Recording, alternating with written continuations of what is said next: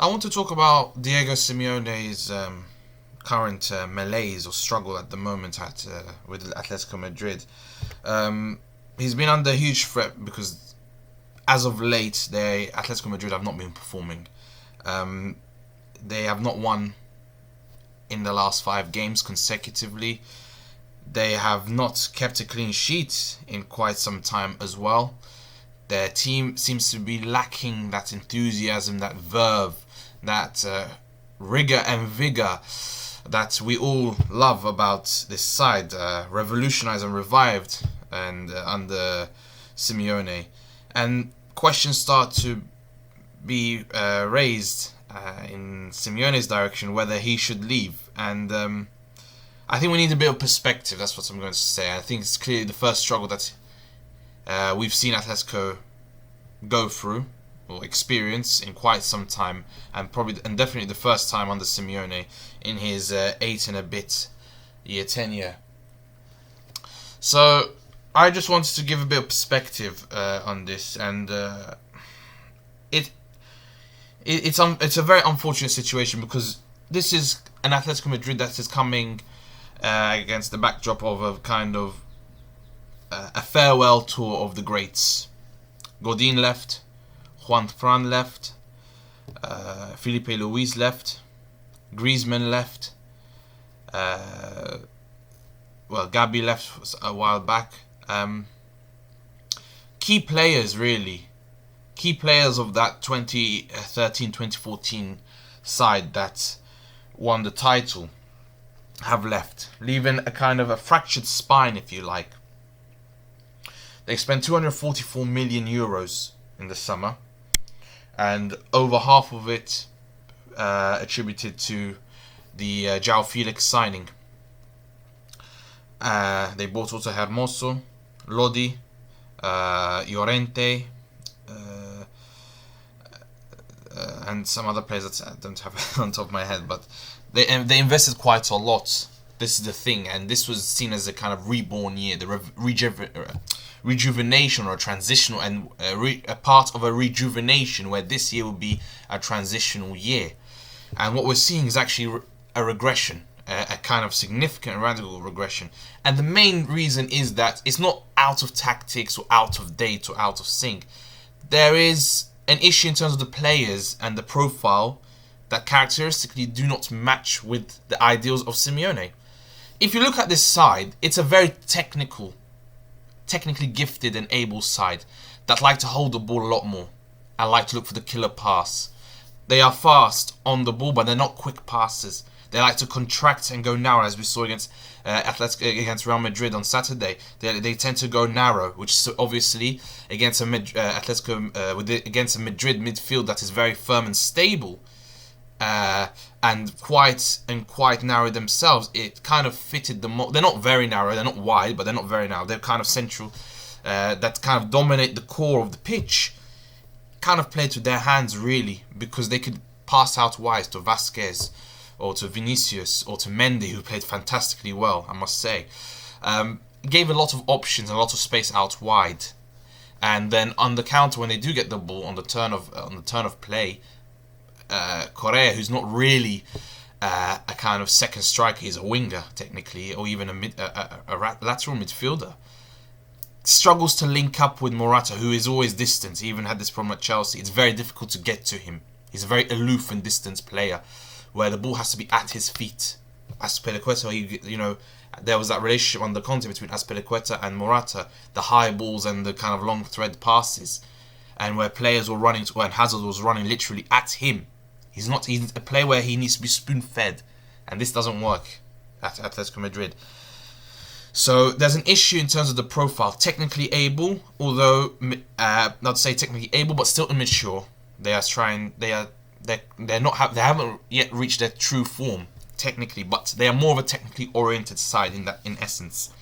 What is happening is that none of them lack that physical characteristic, the aggression, the bite, the nastiness, making it difficult for everyone else positional discipline is not there anymore. Players like to have the ball at their feet, which Simeone is not a big fan of. The counters are very slow, very inefficient, very infertile, if you like, metaphorically speaking. There's no production, there's no fecundity, there's nothing there. There's no growth. You have the ball, you hold it very slowly, pass it out wide. The only key passer is a holding midfielder who plays centre defensive mid. CM who's pushed back to protect, use his physical attributes to protect the back four. There's a problem there. Thomas Partey threading the balls. That's not the source of a counter-attack. The counter-attack would be Filipe Luis running, or Juan Fran passing into inwards and making the run, overlapping runs like the Gary Neville of Atletico Madrid. You know, linking up with the play. Koke and Gabi would be very hard. Would not let any late runners into the box. It's not there anymore. There's gaps, leaks, WikiLeaks, if you like, in that case. Atleti leaks, call it, in the middle of the park, which I think is their weakest point. I think the weakest point is twofold. It's between the attack and the midfield, and within the midfield itself is the main weakness. It's just unproductive. It's nothing there. Llorente is good, but doesn't really do much. He's just a play by numbers guy. Has the ball, we don't know what to expect. We hold it. We don't know. Doesn't track his run, doesn't mark tightly like Herrera would do at United, for example. Someone that they probably would value, I think, because Herrera is a very aggressive player. Not physical, but makes up in aggression and intensity. Someone that a Simeone could do with, to be honest. Who's known for his tight marking, but perhaps does not contribute much to the game. Other than that, he's the anti mid CM in terms of the attacking side. Something that Simeone likes and values. You know, there is a problem with this team. Functionally speaking, structurally speaking, it does not work. The formation does not work as well. Yeah, 4-4-2, it's a very rigid and very structured formation for a team that likes to hold the ball and pass out or pass inwards or contract. When you have a double six contracting inwards and you have the lateral players contracting inwards, there's no options, there's no maneuver. You create not even a block. It's not a block. You're not preventing anyone going in. You let them be. I mean, that's not the purpose. I mean, it would make sense if they contracted so that they blocked. No. They contract because they want to thread the ball. They want to circulate the ball. It's narrow, short passes.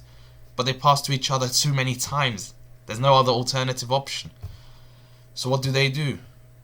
Leave gaps behind. Leaves gaps behind them and around them. Problematic. I mean, this would not be really a matter of discussion, really, for me, had they been clinical, but they haven't. There's an issue of not having a striker and not being able to replace Griezmann is a problem. You know, replacing with someone who's more of he's not a number 9 and he's not a number 11 in my eyes. He's more of a number 10, an advanced number 10 in that case. A supporting striker, if you like, a Dele Alli of kind. A Frank Lampard of a player who can move out wide if need be, who's comfortable out wide, can play, who is competent, who can dribble, but likes to hold the ball though, likes to find his time. He's a bit more considerate and thoughtful on the counter against trying to build the counter and sustain it. Running with the ball, quick, direct at goal is not something that he wants to do. He wants to hold it, find someone else, link up, that telepathy. That relationship, that bond, that tie, someone around, give him an arm around the shoulder, not being given this burden of responsibility to one chance. You got one chance, son, and you better bury it. No, it doesn't work. So the structure does not work. It's not. This is not to say that Simeone is out of sync. It's just the players. There's a misalignment or a misunderstanding between the players and the manager. Very similar, if you like, to the Pochettino, where the players themselves were.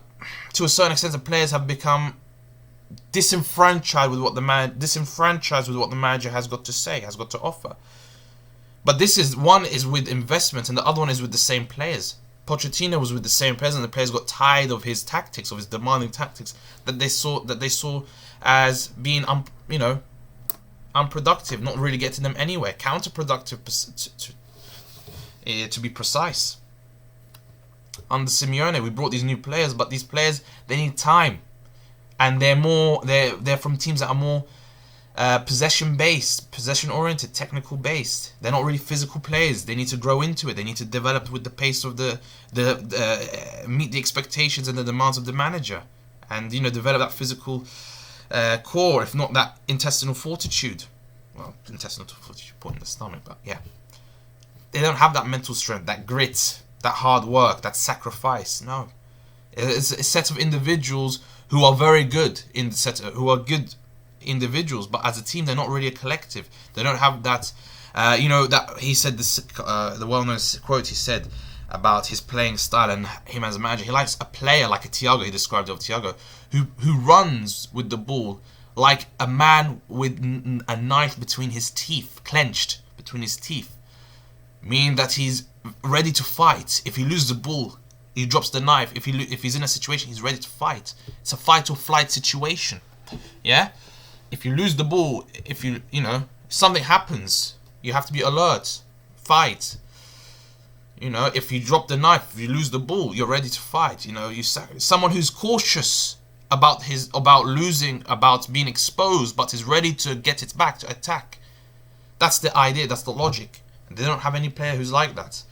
The only ideal player is Oblak, who is the kind of key, who is a mirror representation of Simeone, a defensively minded goalkeeper who's very physical, who's very strong, who's very reliable, gets the job done, doesn't make those elaborate saves, positionally sound.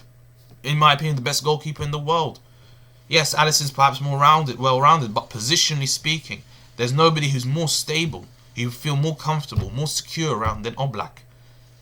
Best handler, best positioner, has the best positioning and handling in the game today, without a shadow of a doubt. Has the positioning of Buffon, if you like, and has the handling of, I'm trying to think of a goalkeeper who can, I can't even think of a good handler at the moment. Someone who's reliable catching the ball, comes out for crosses, commands its area. A Van der Sar to a certain extent, yeah, who was like that. But this is the problem. There's this misalignment, and unfortunately, it's not going to take a year. Unfortunately, it's not going to require a transitional year. It's going to require perhaps 5 years, and these players are no longer interested in, and they are more short-tempered and less patient than the others, who are more committed, who probably share the same ideological views and values than this team, than this cohort. So of course, you're expected to see players resisting, not listening to your commands, as we saw in the game. Simeone was barking orders, and nobody was listening to him. He was just furious, coming back and forth, to the point of annoying the assistant referee and requesting the referee to give him a booking, to the point that he became a caricature of himself, that he is barking at a wall with the likes of Militao and Marcelo and even Casemiro taking the mick out of him, mocking his theatrics. Fans saying, please stay, please stay. Ironically, these are the fans who said 10 years ago, can we have a worthy rival, please? Simeone, I think, came in and they won, and in 2013, he consigned Real Madrid to their first ever loss against Atletico Madrid in 25 games or in 14 years, resulting in a trophy, leaving Mourinho saying that he's had the worst year of his life. Did the same against Bayern Munich in the Champions League a year or two later, leading to Guardiola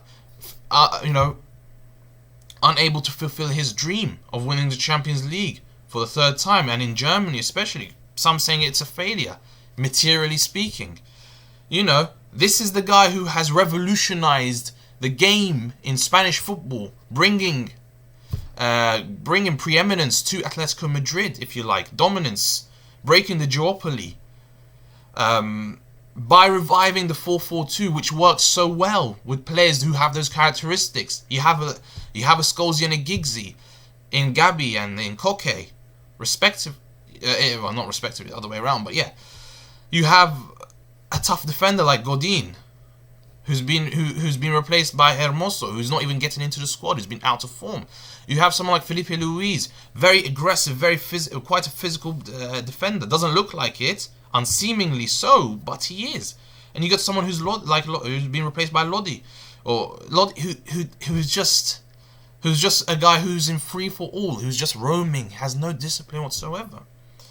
Juan Fran, the Gary Neville, the Spanish Gary Neville. You have Trippier, who's now playing the Beckham role, but is only providing is a one-dimensional player, only providing one option. Very intense, has lots of intensity, lots of aggression, and crosses. But his crosses are not always consistent, executed well enough.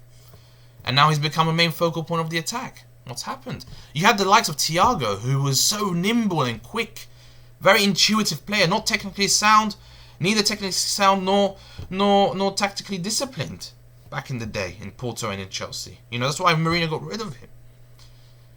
But it was very intuitive, able to improvise, thread a pass, build, initiate the counter, run all over the place. The Ji-sung Park, if you like, lots of energy, frenetic. It's gone. It's not there anymore. I can't think of a player. The only ideal player a set of players that they have is Oblak, Partey, Koke, and Saul, who have now played, who have regressed, especially Koke, because they have to accommodate for a lot of positions. So they kind of blunted their own strengths, like the Gerrard back in the day when he was playing all over the place until he found until the centre midfield or the centre attack, and the number 8 role became a fixture for him. This is what they're doing. They're having to compensate and make sacrifices at the expense of their own progress, if you like, of the progression rather. This Atletico Madrid was characterised by 1-0 wins. We had 1-0 to the Arsenal under the George Graham days, and we have 1-0 to the Atletico under the current regime. They have had 67 1-0 wins, and the last 1-0 win they had was in August, and they have not had a 1-0 win ever since. There's a loss of identity there, I think. There's a significant and radical transformation, or rather, when I say transformation, it's like it's an enlargement, some sort of progression. No, it's a regression completely. There's no identity, there's no style of play, really. This Atletico Madrid, we used to characterize them with the physical and the most efficient counter-attacking side I've ever seen. I'll be honest with you. They only need one chance and they'll get a goal and they'll sit deep and they'll make it miserable for you. They did this against Arsenal with 10 men, if you remember, with Simeone sent to the stands and Burgos, who is now, expected to, sever ties with Simeone because he's frustrated and he wants to manage and go on to undergo his own coaching career. Things are starting to change and it's looking like Simeone is outcasted, which is not true. It's just the players, unfortunately, do not match his ideals. There's nothing you can do. Either the manager adapts forcibly so, or the players do. But it's looking like the players are really resisting. And if this culminates in failing to achieve Champions League football next season, it's clear that he's going to have to leave. This is the day and age that we live in. And in perspective, it's so sad to see. 8 years of management in the modern day and age is unprecedented.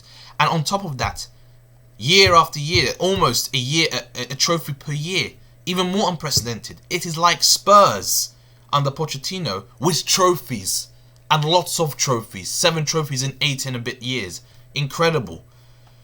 But in this day and age, it's very difficult to sustain. It's easy to win trophies. Everyone can win trophies nowadays. Managers that we've never heard of. To name, let's be honest, we've never heard of this manager wins trophy here and there. But sustaining it is the real benchmark of a manager. It's a real testament of a good manager. It's easy short term. Conte wins here, Mourinho wins here, Guardiola 100 points here. But it come third, fourth season, nowhere to be seen. Obsolete. Pochettino couldn't even make it to just 5 years. Let's just say Simeone has made it to 8 years with little difficulty, really, with no challenge, with a bit of a heartbreak in the Champions League, with 2 Champions League finals, and not able to win the Super Cup, Super Copa, whatever they call it, the España. Couldn't win it. These minor heartbreaks, but still on the whole of things, looking at the wider picture, has managed to achieve incredible amounts of trophies and wins in tactical geniuses against Barcelona. Against Real Madrid, in terms of against Mourinho, against Bayern Munich, against Arsenal recently, a couple of years back. Demolishing Marseille 3-0 in the Europa League final. Demolishing Real Madrid under Julian Lopetegui 4-2. Demolishing Chelsea under Di Matteo 4-1 in 2012, I think. Or 2011. Is it 12? 4-1 with Falcao scoring a hat-trick, if I believe. He's a miraculous manager, and to have his whole legacy and season defined by a couple of months, to be honest, in which they are still competitive, let's just say. They went to a Supercopa final, let's be honest, and they just lost 1-0 to Real Madrid, and had they been more clinical, they would have probably won that game, I think, on the whole. Although Real Madrid grew into the game and they were much more ominous, but that's what happens when you score a goal and momentum's on your side, like we've seen yesterday with Tottenham, who did not play phenomenally well, but they got a goal and it changed the whole thing. And the red card, of course, rightly so, to Zinchenko. You know, and if you look at it empirically as well, okay, the trophy is great. Materially, yes, has won lots of trophies. But even statistically speaking, he's got a rim percentage of 60%. Do you know how good that is for a manager in general to have a 60% win rate? If you look at them all, compare all the managers, top managers, 60% is quite good. It's in fact phenomenal. And to have that for 8 years, just think of this. It's taken 5 years for Jurgen, almost 4.5 years for Jurgen Klopp to reach 60% win rate. Yeah? Simeone has reached that in a much lesser time and has sustained that, to be honest. It was recently 61, but until this being winless in 5 has reduced it to 60%. That's an incredible achievement. And a majority of those wins were with clean sheets. I think there was a record a year ago saying that he got 250 clean sheets in the manual, which is 50% of the games that he's managed. That's a phenomenal achievement. I mean, we talk about attacking in this day and age being beautiful, scoring goals and this, but the art of defending is still there, and it's thanks to him, and it's beautiful to see. Really, it is beautiful to see. It's an absolute miracle, really, in this day and age, how something and how something statistically is seen as an anachronism is still punching above its weight in terms of Atletico pushing it up to into international standings. Competing every year, Champions League football, new stadium, and still competing, unlike Arsenal and Tottenham that we've seen recently. I mean, if you look at it, the sum of things, the sum of its parts, really, and you look at the grand scheme of things, I mean, it's a phenomenal achievement, and that's why I rate him so highly. I like his character, I like his enthusiasm, even though it's seen as a caricature of now. He's just barking around and everyone's taking the mickey out of him, and, it's getting nowhere. And now, you're having the Brazilian contingent at Real Madrid mocking him, and fans saying that they want to stay. They couldn't say that 2 or 3 years ago. They couldn't say that even a year ago, when they lost 4-2 in the Super Cup. They couldn't say it in August, or I think in July, in the friendly when they lost 7-3. When everyone in this Real Madrid were at disarray, and we thought Zidane was going to leave. It's amazing how short-termist we have been, and how we do not look at the wider scheme of things. We do not have perspective. We do not have a time horizon and say, on the balance of play, over 8 years, he's overachieved. Over and above achieved, if you like. And I think it's a real shame that we're now seeing, perhaps, let's be honest to ourselves, let's not kid. We didn't expect Pochettino to be sacked in the mid-season. Well, not even mid-season, first quarter of a season. Who knows what could happen to Simeone? Although there's been rumours and journalists have said that he's really his own boss now. He's like the Arsene Wenger. He can fire himself, if you like. Has a time when he wants to leave.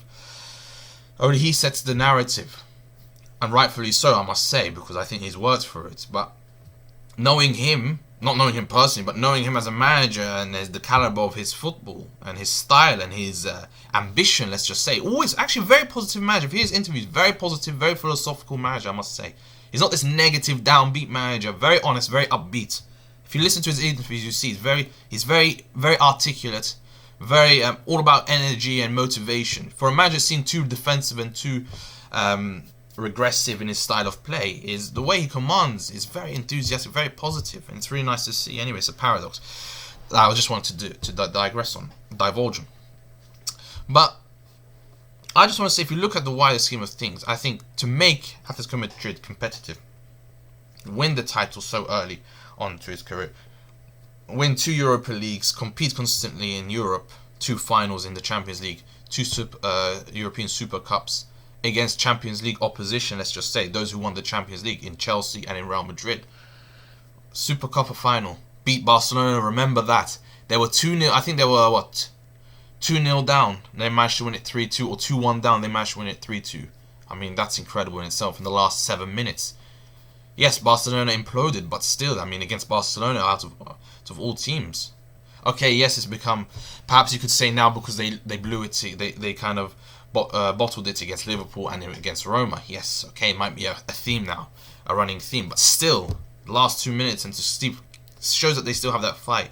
But manager can only offer so much. And if the players have a different profile, maybe he has a saying that maybe we can criticize him for that, by the way, if he wanted those players. I don't know. But someone like João Felix does not really fit. You could even tell he's not really someone who would fit under Simeone worldview or under Simeone form structure or style of play. Question is, what now we've talked about this and now I've gassed about Simeone and given a bit of perspective and rationalism, I hope, a bit of rationality. I don't want to give objectivity. Football and objectivity don't go hand in hand. I just want to give perspective. It's perspective. Look at the wider picture. Look at it compared to other managers. Look at the win percentage. Look at what they've won. Look at how he's performed. A 4-4-2 in a day and age where there's tiki-taka football. A 4-4-2 in a day and age where there's 4-3-3s and 4-2-3-1s. 4-4-2 we thought it was dead in the early 2000s and mid 2000s when the continental managers like Mourinho and Benitez came in and they completely revolutionized English football. For example, the Mourinho's 4-3-3. He said that we had an advantage of having an extra central midfielder. That's what won us the league compared to Ferguson's 4-4-2, who had to change and in 2007 started to adopt the 4-3-3 and led to sustained prolonged success. He brought it back in 2011. They've been competitive ever since. The football might not be nice, doesn't matter, but the results speak for itself.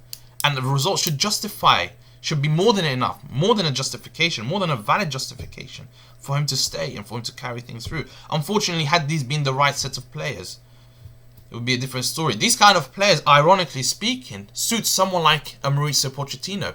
Players who do like to run, yes, and like to have the ball at their feet. They don't want to ping it. They don't want to go long counters. They want to try and get the ball, win it back. Short link-up plays. Regular short link-up plays, rather.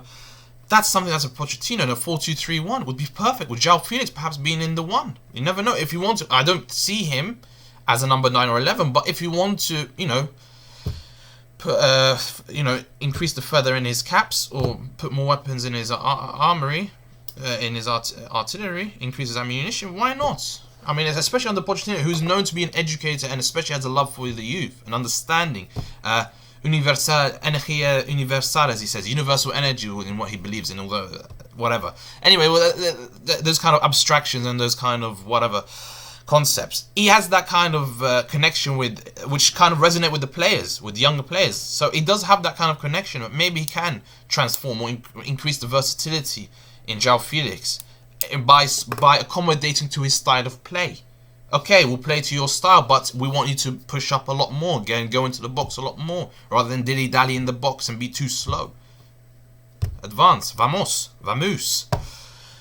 It would work, maybe we could have Saul and Koke advance a little bit more in a double 8 would be very nice, very interesting to see.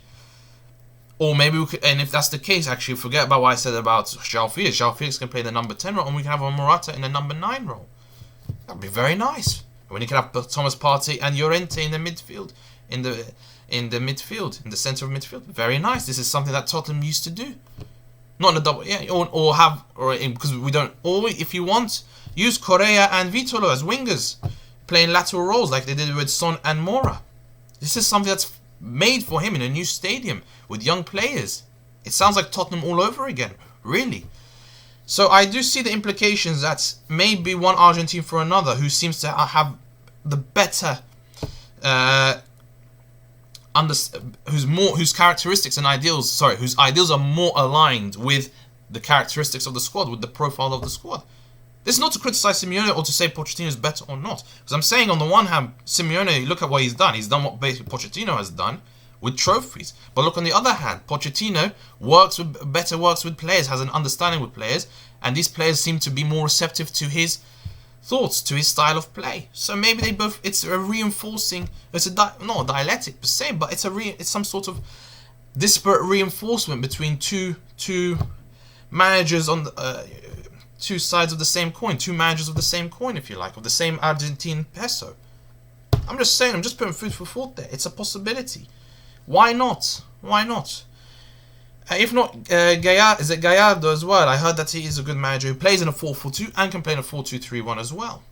Why not? Some say in among Atletico Madrid circles, Bordelas, the manager of Getafe, who's seen as the, although he is older than Simeone, he's seen to be the kind of Simeone light. So yeah, a student of Simeone's game, likes the 4-4-2, doesn't like possession, very intense, perhaps a bit more meta, a bit more nuanced as well, a bit more cautious with his words, and not too intense barking. Perhaps has a better understanding, more cultured in terms of his relationship with players, creating a core and that. So maybe he might need some of the same ideas, but just a different person to just deliver in a different way. I don't know. I'm speaking hypotheticals here, maybes and perhaps nots. But yeah, I'm just saying, and I just wanted to give a bit of record of what has happened, which really defines Atletico Madrid, of why it's a problem. The goals is short. There's a shortage of goals, which is always Atletico Madrid's problem. Although they used to score a lot of set pieces, now they're not scoring a lot of set pieces, even though they brought in a set piece specialist in Trippier. It's hit and miss, let's just say. He's finding his way. The problem is that the goals conceded. This is the problem. They're not scoring a lot of goals, which I think you can understand. 22 in 22 games, a goal a game, even though they used to get 1.3 a game, 1.4 a game. They didn't score a lot of goals, that's fine. It's the problem is that it's conceded a lot of goals. And to be honest, the games as of late, is a game of margins. Whoever scores first wins. They don't score, they won't concede, you won't score. They don't score, you won't concede, but you concede. This is the problem. 1-0 to the opposition or 2-1 to the opposition. This is what I'm trying to say. It's a game of fine margins, and unfortunately, it's looking like Atletico Madrid are having a taste of their own medicine. I don't know. I mean, that's perhaps too dramatic to say, or too drastic to say, but the stats don't lie in this case. It is worrying, and I would like to see a 1-0 win at least one more time. If not, maybe in the Champions League, maybe they can break the duck against Liverpool. Who knows? Maybe I'm speaking, and they do end up doing one final tactical genius masterclass left in Simeone, and he just does it, just lets it all out against Klopp. It'll be very interesting to see how that will work. I mean, if it's happened against Tottenham and City, playing perhaps similar tactics, if not different formations, under different formations. I mean, who knows? I'm just saying, it could happen. I mean, it's happened before. Not the same manager, because Klopp and Simeone have never played against each other. I've never, played against each other. Managed against each other, sorry. Managed against each other? Yeah. Yeah. Well, they've never faced each other, let's just say that. So, who knows? I don't know, really. It's possible. I mean, it wouldn't surprise me if it happens. It'll be one last hurrah, and then that's it, I think, into the sunset. I think if they at least perform decently in the Champions League, top four, although it's not out of their reach, it's within their reach. I mean, it is within their reach. I mean, this is not out of possibility. I don't know if they can actually do it. This is the problem. I think Valencia, who are a bit more of a combustible side, who can perform phenomenally well one day and lose the next day, I think they have more in it in terms of goals and in terms of looking more convincing the way they play. They lose, but they lose fighting from time to time. Getafe might be a surprise. I don't know about that, but there's also Sevilla, who I think are very solid. They don't score a lot of goals, but they don't concede a lot of goals, and they play nice football. I think they hold the ball very well, possession-based football, but it's a possession-based football, but in counter-attack as well. So against teams that like to play the ball, they're willing to concede territory.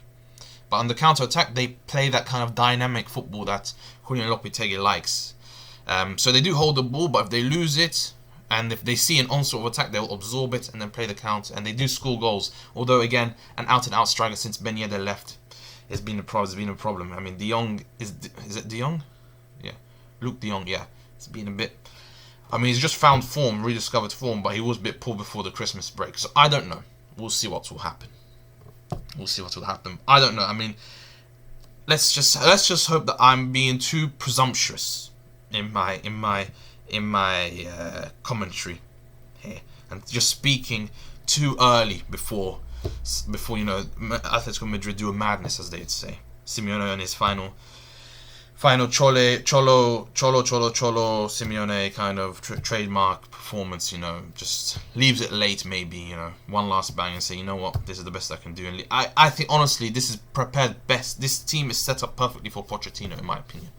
I think maybe, some would say, oh, he should have gone for the Barcelona job. When you think about, okay, what he said, yes, I'd rather work in a farm than manage Barcelona. The team, though, perhaps doesn't suit them. Doesn't suit him. An aging squad that don't like to press that much.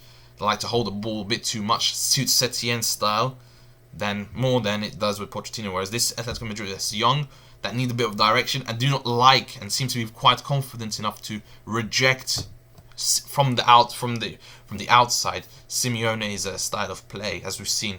It's evidenced by his kind of gesticulating and frustrations and exasperations and being mocked by the fans and by Militao and Marcelo, who suggests that seems to be the case. So yeah, maybe it might be. It'll be very interesting if he does. But what does that mean? Okay, let's just take this for argument's sake that Simeone does leave. What does that say? Where will he go? Well, in my opinion, I think it suits. It's also the puzzles have been pieced together quite nicely for him, in the sense that I think he could go to Inter Milan. We know that Antonio Conte is a more short-term manager, very intense, short-term, works in bursts, boom and bust kind of stuff. I think this season, I don't know if they're going to win the league, to be honest. I thought they could. I don't know. I think Lazio have more of a chance of winning the league than Inter. It's quite hard to say that from it as an Interisti, but I think the way Lazio play, I mean, they are the best, in my opinion. Them, then Atalanta, and then Inter are, I think, Lazio, Atalanta, then Inter are I think the best team. I think they play the best kind of football and are the best performing side. I think Juve is fourth. I think because they just, honestly, it's just Ronaldo. It's like Alan Shearer in his retirement days, pensions days. It's just towards the end of his career, just scoring penalties. That's why he's there, just score penalties, just penalty merchant. So I don't know. I'm not really inspired or convinced by the way Juve play, even though they got a manager. They brought in a manager for that reason. Very, very interesting to see. I think they should have kept Allegri, but anyway, I think what will happen, I think, let's say they compete, and they compete really well. They perform very well this season and the next season. I think after next season, I think Conte will leave and Simeone will come in. Simeone is more of a long-term manager who likes to set up his stall, and perhaps with these players who have been very well prepared under Conte, there's not really much of a work. I think they'll just change it from a back three to a back four, and they'll probably play the same style of football. Really, it's just a kind of readjustment. One player from the midfield will have to be sacrificed for the defense. And yeah, I think that team is prepared very well from. They are preconditioned to his style. So I think Conte 2 seasons, because of the way he works. I'll be surprised if it's more than 2 seasons. Personally, I'll be honest with you. I love Conte. I love him so much. I think 2 seasons is more than enough. Believe me. If they do something, great. If they don't, it's still great as long as they compete. In my opinion, I think it's time. It's more than overdue to get a title. But I don't know really the way Juve are and the way Lazio are. If it was a 2-horse race between Inter and Juve, okay. Now it's a 4 or even a 5-horse race with Roma as well, despite losing yesterday, 2 days ago to Sassuolo 4-2, having been 3-0 down or 3-1 down. Anyway, so 2 seasons, and I think Simeone will then do the long-term project. Fans have been always clamoring for him anyway. Has a huge connection with the fans. Because he stayed there during the tough time at Inter Milan in the mid-late 90s. Went back to Atletico Madrid, of course, and then went to Lazio. But very good, very fun with the fans. Who because he stayed there and he always worked hard. And the way he is as a manager he's more than able to succeed there. I think for a long-term project. But yeah, these are my thoughts basically because I haven't done a video in a very long time. And I felt like it was a timely occasion to do a video on Simeone, having not done a video in a long time, and having this and just hearing about the kind of furore and worry and anxiety around Simeone and the concern about him in terms of the way he maybe is he out of touch, which is it's not farcical to say really. After it's amazing how short term how short term we are really in our mindset. Really, it's not healthy. It's not positive. Just let's take it easy and let's see where it goes. We don't want to be too presumptuous and we don't want to presume too much and and end up regretting what we say and looking foolish. So let's take it easy. Let's not be too naive. Let's not be led by our emotions and by our consternations and impatience. Let's just take it easy, see where it goes, and then at the end of the season, then we can have a more of a informed round table discussion about Simeone, whether he should stay or go. The condition is if they don't get Champions League football this season, I think it's probably best for him to leave. I think that's pretty clear. With the investment, and the players that he's brought in, I think a year is enough to at least to get Champions League football and compete, and then next season really perform. But if they can't get Champions League football, it means that they've underperformed, and actually it's more of a chasm than a hole, really a real gap, Zama. So yeah. Anyways, I'll leave that with you, and give me a like, comment, subscribe, and share. Let me know what you think. I'll post this. It will be on Twitter. I don't use Instagram that much as of late, so I'll put this on Instagram, on Twitter. I'll tweet this, and I'll put it on Instagram just in a story, and the link will be in my bio. So just have a look if you want to share it in terms of having access to this and having access to this video. Those are the two platforms as I'll currently use. So yeah, great. It's great to be back for now, and then hopefully next time we'll see if there's another game coming up. I might do. There is the Milan derby next weekend that I know of, so maybe I might do that. We'll see where it goes, and we'll see if I have time, inshallah. Anyways, it was very interesting, long conversation. I thought it was going to be short. I was planning to do it 10 minutes, but I really went into it because I feel like I have to make sure that the whole perspective is understood. I think we really, rather than be led by subjectivity, oh, he's good, he's crap, based on personal opinion, and objectivity, but what does the facts say? I think a bit of both, i.e. a synthesis of the two is needed, I think, for this. So yeah, thank you very much, and take care.